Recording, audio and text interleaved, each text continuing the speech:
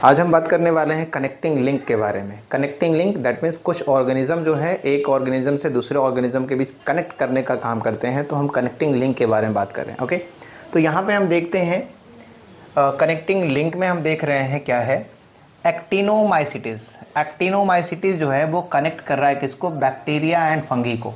यानी जो एक्टिनोमाइसिटिस है, एक्टिनोमाइसिटिस किसको कनेक्ट कर रहा है, बैक्टीरिया को कनेक्ट कर रहा है, और किसको कनेक्ट कर रहा है, फंगी को कनेक्ट कर रहा है। ओके, तो फंगी और बैक्टीरिया के बीच में जो कनेक्टिंग लिंक का काम कर रहा है दैट इज द वो है एक्टिनोमाइसिटिस। ओके, आर्कियोप्टेरिक्स की अगर हम बात करें तो आर्कियोप्टेरिक्स कनेक्ट कर रहा है किसको, तो बर्ड एंड रेप्टाइल्स को। यानी बर्ड एंड रेप्टाइल्स के बीच में जो कनेक्टिंग लिंक है, बर्ड एंड रेप्टाइल्स के बीच में जो कनेक्टिंग लिंक है वो कौन है, आर्कियोप्टेरिक्स है।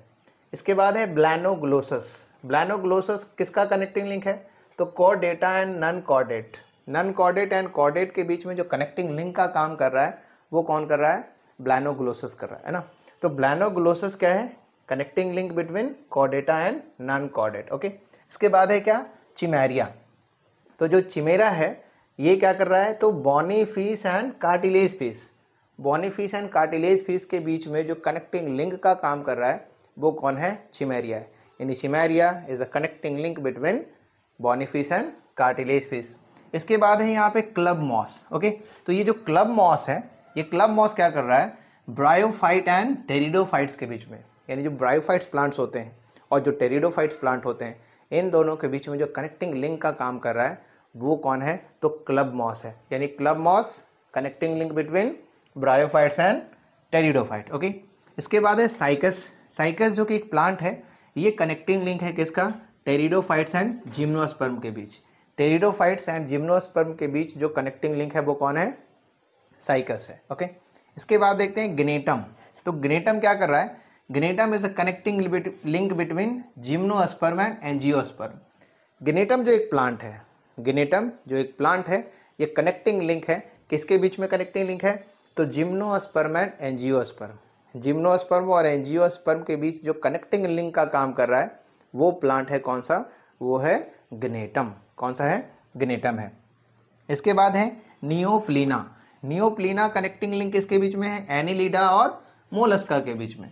एनिलिडा और मोलस्का के बीच में जो कनेक्टिंग लिंक है वो कौन है, नियोप्लीना है। यानी नियोप्लीना is the connecting link between Annelida and Mollusca. Okay, इसके बाद है duck billed platypus. Duck billed platypus किसके बीच का कनेक्टिंग लिंक है, रेप्टाइल्स एंड मैमल। मतलब हमने देखा हुआ है कि एक है एग लेइंग मैमल, मतलब अंडे देने वाली स्तनधारी है।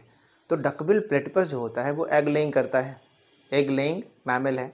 तो इसको कनेक्टिंग लिंक मानते हैं किसके बीच में, रेप्टाइल्स के बीच में और मैमल्स के बीच में। यानी रेप्टाइल्स और मैमल्स के बीच में जो कनेक्टिंग लिंक का काम कर रहा है ये कौन कर रहा है, डक बिल्ड कर रहा है। कौन कर रहा है, डक बिल्ड कर रहा है। ओके, इसके बाद है पेरीपेटस। पेरीपेटस कनेक्टिंग लिंक है किसके बीच में, एनिलिडा एंड आर्थ्रोपोडा के बीच में। एनिलिडा एंड आर्थ्रोपोडा के बीच में जो कनेक्टिंग लिंक का काम कर रहा है वो है पेरीपेटस। मतलब पेरीपेटस को किसके कनेक्टिंग लिंक मानते हैं, एनिलिडा एंड आर्थ्रोपोडा का।